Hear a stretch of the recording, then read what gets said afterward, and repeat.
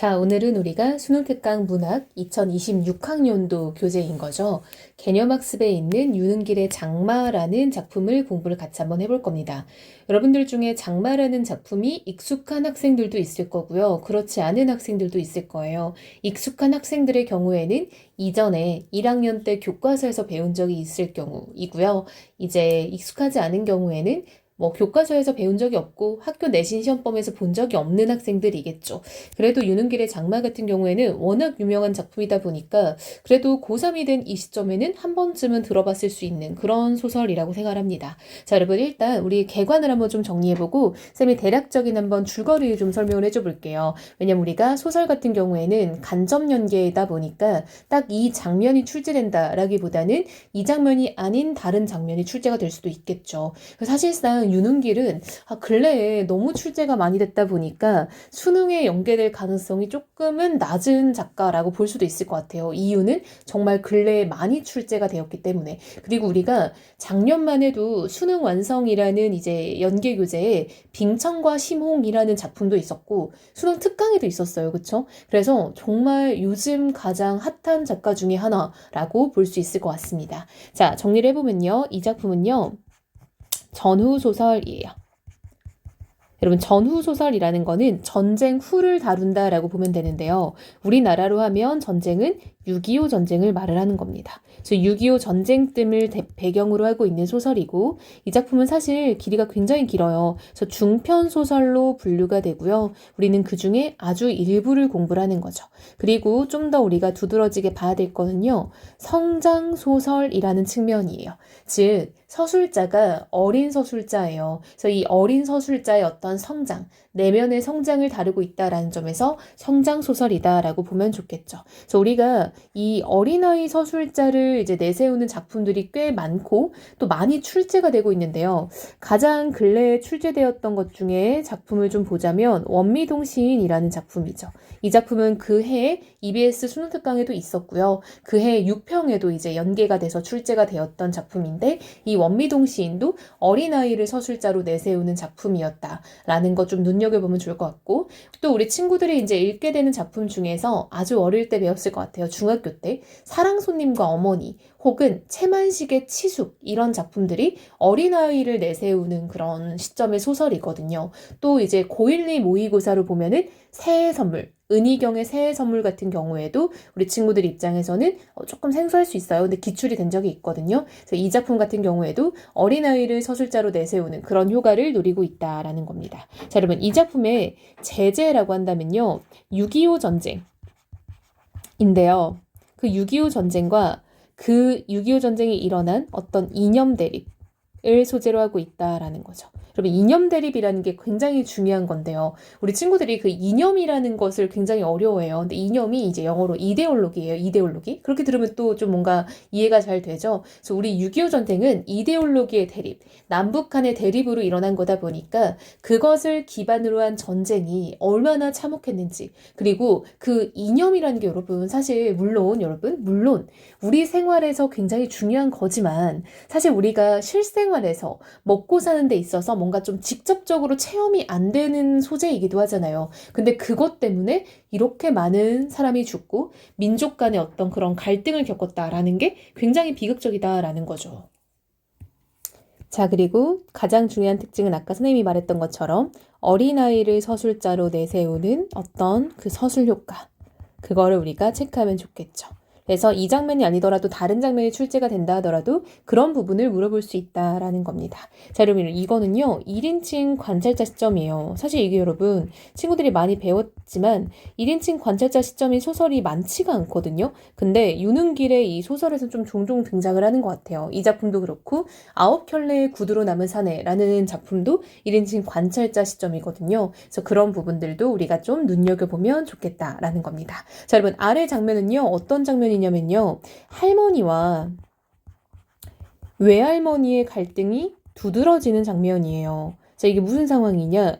전쟁 중에 외할머니가 지금 할머니 집으로 피신을 온 거예요. 그래서 어린아이인 나의 시점에서 두 할머니, 사실 우리는 친가, 외가 뭐 이렇게 부르잖아요. 그래서 명절 때 우리 친구들도 친가도 가고 외가도 갔다 오는데 지금 이 집은요, 함께 살고 있는 상황이에요. 이유는 전쟁 때문이다라는 거죠. 근데 아주 정말 공교롭게도 할머니에게도 아들인 삼촌이 있고 외할머니에게도 아들인 외삼촌이 있는데요. 이 두 사람이 서로 다른 이제 군에 들어가게 된 겁니다. 그래서 외할머니의 아들인 외삼촌은 국군으로 가게 된 거고요. 이제 남한 쪽이죠. 할머니의 삼촌, 할머니의 아들이죠. 할머니의 삼촌은 이제 인민군에 가게 되면서부터 사실상 이 집에는 뭔가 이런 비극적인 일이 일어나게 되는 거죠. 자, 여러분, 인민군과 국군이라는 게 바로 그 당시 어떤 이념의 대립을 보여주는 소재잖아요. 한 집안 내에서도 이렇게 서로 다른 군에 들어가게 된다는 것 자체가 굉장히 아이러니한 일이고 사실 평상시에는 있을 수 없는 일인데 전쟁이라는 특수한 상황 때문에 생겼던 일인 거죠. 자, 여러분, 이게 바로 한 집안의 가족 내에서도 이념의 대립이 나타난다. 이게 바로 한반도의 상황을 비유적으로 표현하고 있다라는 거 알 수 있겠죠. 자, 그럼에도 불구하고 두 할머니는 나름 잘 지냈어요. 서로 선을 지키면서. 근데 어느 날 외할머니의 아들인 외삼촌이 죽게 된 거예요. 그러면서 이제 외할머니가 너무 속상한 마음에 조금 이제 이런저런 한탄을 퍼붓다가 할머니의 심기를 거스르게 되는 일이 생깁니다. 그러면서 두 사람의 갈등이 이제 막 점점 고조되고 있는 장면이고요. 보통 우리 친구들이 내신 때 배우는 작품은 이것보다 좀 더 뒤의 작품, 뒤의 부분입니다. 더 갈등이 고조된 장면을 배우는데 우리 수능 특강 장면은 조금은 갈등이 약한 것 같아요. 자, 우리 한번 같이 읽어볼게요.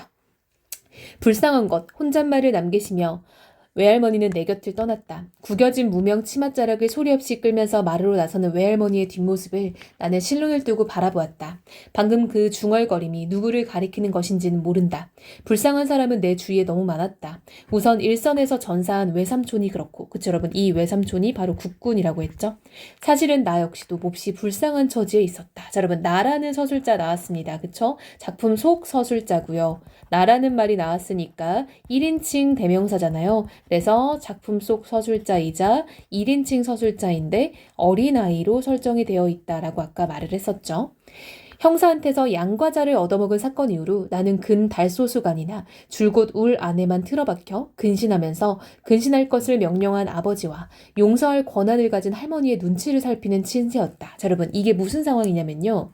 얘가 형사한테 과자를 얻어먹고 자기 삼촌에 대해서 이야기를 하는 사건이 있었어요. 그러니까 이 형사는요, 이제 그 인민군을 쫓는 형사예요. 그래서 이 사람은 지금 인민군을 추적 중인 사람이고요. 그 사람이 이제 우리 집에 얘네 이제 삼촌이 인민군에 갔다라는 소문을 듣고 어린 애기한테 접근을 한 거죠. 그래서 과자를 주면서 야, 너네 삼촌 집에 안 왔어? 너네 삼촌 언제 와? 이런 식으로 말을 한 거예요. 그래서 이제 할머니가 그걸 알고 되게 화가 난 거죠.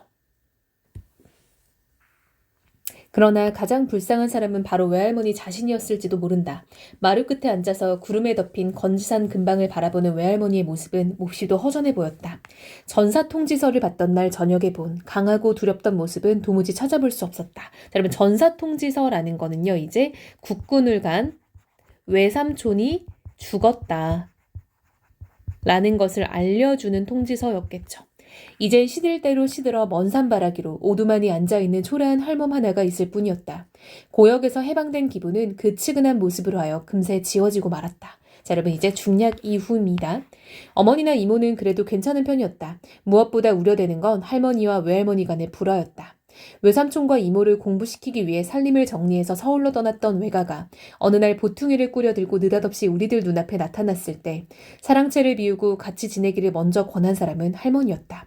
난리가 끝나는 날까지 늙은이들끼리 서로 의지하며 살자는 말을 여러 번 들을 수 있었고 얼마 전까지만 해도 두 사돈댁은 사실 말다툼 한 번 없이 의좋게 지내왔었다. 자, 이때까지만 해도 두 할머니가 화합의 상태를 유지하고 있었다라는 거 알 수 있겠죠. 수복이 되어 완장을 두르고 설치던 삼촌이 인민군을 따라 어디론지 쫓겨가 버리고 그때까지 대밭 속에 굴을 파고 숨어 의용군을 피하던 외삼촌이 국군에 입대하게 되어 양쪽에 다 각기 입장을 달리하는 근심거리가 생긴 뒤로도 겉에 두드러진 변화는 없었다. 자, 여러분 되게 중요한 부분이 이런 부분이죠. 양쪽에 다 각기 입장을 달리하는 근심거리가 생겼다. 이게 바로 전쟁이라는 어떤 특수한 상황에서 생기는 거잖아요. 그렇죠? 이게 그 당시 한반도 땅에서 서로 이념 대립을 하고 있었던 남북한의 모습을 보여주는 거죠. 그래서 이거는 어떤 한반도의 상황을 비유적으로 나타내는 부분이라고 볼 수 있겠죠. 근데 중요한 부분은 이런 거예요. 여러분 이런 것들도 은근히 소설 내용일치에도 문제 되게 많이 나오는 거 알죠? 두 할머니는 그 뒤로도 변화가 없었대요. 그러던 두 분 사이에 얼추 금이 가기 시작한 것은 저 사건. 저 사건은 내가 남모르는 사람의 꼬임에 빠져 과자를 얻어먹은 일로 할머니의 분노를 사면서였다. 할머니의 말을 옮기자면 나는 짐승만도 못한 과자 한 조각에 삼촌을 팔아먹은 천하의 무지막지한 사람 백정이었다. 외할머니가 유일한 내 편이 되어 궁지에 몰린 외손자를 감싸고 역성드는 바람에 할머니는 그때 단단히 비위가 상했던 것이다. 다음으로 두 분을 아주 갈라서게 만든 결정적인 계기는 전사통지서를 받은 그 이튿날에 왔다. 전사통지서는 이제 국군인 삼촌의 전사통지서죠. 외삼촌이죠. 외삼촌의 전사통지서예요. 먼저 복장을 지른 쪽은 외할머니였다. 그날 오후도 장대 같은 벼락불이 건지산 날망으로 푹푹 꽂히는 험한 날씨였는데 마루 끝에 서서 그 광경을 지켜보던 외할머니가 벼랑간 무서운 저주의 말을 퍼붓기 시작한 것이다. 더 쏟아져라. 어서 한번 더 쏟아져서 바우스에 숨은 빨갱이마저 다 실어가거라 라고 말을 하네요. 여러분 이 뿔갱이는요. 빨갱이를 말하는 거고요. 이 빨갱이는 그 파르티잔이라는 말에서 나온 건데요. 그 빨치산이라고 많이 불렀던 거 알죠? 그래서 빨치산은 원래 파르티잔, 한마디로 인민군이에요. 그래서 인민군을 이제 이렇게 부르는 명칭인데 지금 할머니가 자기 아들이 죽었잖아요. 근데 반대편인 인민군 때문에 죽게 됐다 보니까 인민군 전체에 대한 이제 원한이 생긴 거죠. 나무 틈새기에 엎딘 뿔갱이 숫댕이같이 싹싹 끄실러라. 한 번 더 한 번 더 옳지. 하늘님 고맙습니다. 라고 얘기를 하는데 할머니의 말은 지금 방언이 굉장히 많이 사용이 되면서 굉장히 사실감 있고 향토적인 어떤 정서도 만들어진다라는 걸 알 수 있겠죠. 소리를 듣고 식구들이 마루로 몰려들었으나 모두들 어리둥절해져서 외할머니를 말리는 사람이 없었다. 벼락에 맞아 죽어 넘어지는 하나하나의 모습이 눈에 선히 보인다는 듯이 외할머니는 더욱 기가 나서 빨치산이 득실거린다는 건지산에 대고 자꾸 저주를 쏟았다. 저 늑다리 옆엔 내가 뒤질라고 환장을 렸다. 그러자 안방문이 우당탕 열리면서 아기를 그득 담은 할머니의 얼굴이 불쑥 나타났다. 외할머니를 능히 필적할 만한 인물이 그제까지 집안 한쪽에 도사리고 있었음을 나는 뒤늦게 깨닫고 긴장했다. 여기가 시방 누집인 줄 알고 저지랄이야 지랄이. 옆에서 흔들어 깨우는 바람에 갑자기 잠꼬대를 그친 사람처럼 외할머니는 멍멍한 눈길로 주위를 잠깐 둘러보았다. 보자 허니께 참말로 눈꼴 씌어서 볼 수가 없네. 은혜를 왼수로 갚는다더니 그 말이 거그를 두고 하는 말이구만. 거그는 이제 그 외할머니를 말하는 거죠. 은혜라는 거는 외할머니가 갈 곳이 없어서 할머니 집에 와서 얹혀 살고 있던 상황이잖아요.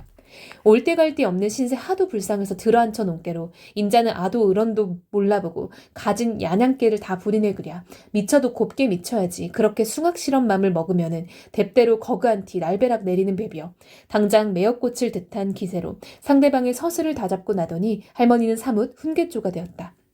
아니 거그가 그런다고 죽은 자석이 살아나고 산 사람이 그렇게 쉽게 죽을. 성불은 가 어린 반푼도 없는 소리 빚감도 말아. 인명은 제천이랬다고 다 저 타고난 명대로 살다가 가는 게요. 그리고 자석이 부모보다 먼저 가는 것은 부모제요. 부모들이 전생에 죄가 많았기 땜시 자석놈을 앞세워 놓고는 뒤에 남아서 그 고통을 다 감당하게 맹근 거요. 애시당초 자기 팔자소간이 그런 걸 가지고 누구를 탓하고 맞을 것도 없어. 낯살이 저만치 예순줄에 앉아 있음시나 좁게 부끄러운 줄도 알아야지 라고 지금 할머니가 이제 그 외할머니에게 악담을 퍼붓고 있는 거죠. 자식이 죽은 건 다 부모의 죄다. 부모의 전생에서 죄가 비롯된 거다라고 해서 어떤 좀 운명론적 가치관을 좀 얘기를 하고 있기도 하고요. 그리고 이제 좀 할머니 입장에서도 듣기가 거북한 거죠. 왜냐하면 자기 아들은 인민군인데 인민군 다 죽어버리라고 하니까. 그려 나는 전생에 죄가 많아서 아덜로 먼저 보냈다 치자. 그럼 누구는 복을 휘어지게 짊어지고 나서 아덜 농사를 그따위로 지었다냐 하고 외할머니도 앙칼지게 쏘아붙였다.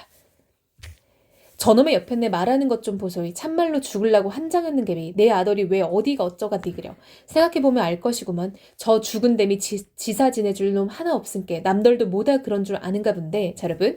저 죽은 다음, 그러니까 저는 이제 외할머니죠. 외할머니 너는 죽은 다음에 제사 지내줄 사람이 한 놈도 없다라는 거, 이제 아들이 안 남아있다는 거죠. 근데 남들도 나도 그런 줄 알아? 라고 말하는 거죠. 고만들 혀도요. 우리 순철이는 끈떡도 없어. 끈떡도 없어. 무슨 일이 생겨야만 색이 시원할 터지만 순철이 가는 소내기 새도 요리조리 뚫고 댕기라요. 여러분, 순철이는 이제 삼촌이겠죠. 할머니의 아들이고 지금 인민군에 가 있는 아들을 말을 하는 거겠죠. 어따 그만들 허라니께요 하고 아버지가 한 번 더 짜증을 부렸다. 자, 여러분, 지금 이 장면은요, 두 할머니의 갈등 관계가 이제 두드러지는 장면이고, 사실 장마에서 이것보다 더 유명한 장면은 이제 이 다음에 할머니가 삼촌이 돌아오길 계속 기다리면서 점을 봐요. 무당에게 점을 보는데 무당이 어느 날 몇 월, 몇 시, 몇 분에 돌아올 거다라고 얘기를 하는 거예요. 그래서 할머니가 기다렸는데 구렁이 한 마리가 오는 거예요. 근데 구렁이가 이제 옛날 옛적에는 사람의 분신이라고 많이 믿어졌대요. 그래서 이제 그 구렁이가 왔다라는 거는 그 삼촌이 죽었고 그 죽은 영혼이 구렁이가 되어서 돌아왔다라는 걸 의미한다는 거죠. 그래서 할머니가 이제 까무러치고 기절하고 이러는데 그걸 또 외할머니가 그 구렁이를 다 달래주고 제사상을 차려서 이제 그 구렁이한테 이제 밥을 먹이고 보내줘요. 그러면서 할머니가 깨어나서 외할머니한테 고맙다라고 말하는 장면이 있어요. 그래서 두 사람이 이제 나중에 화해를 하게 되는 거죠.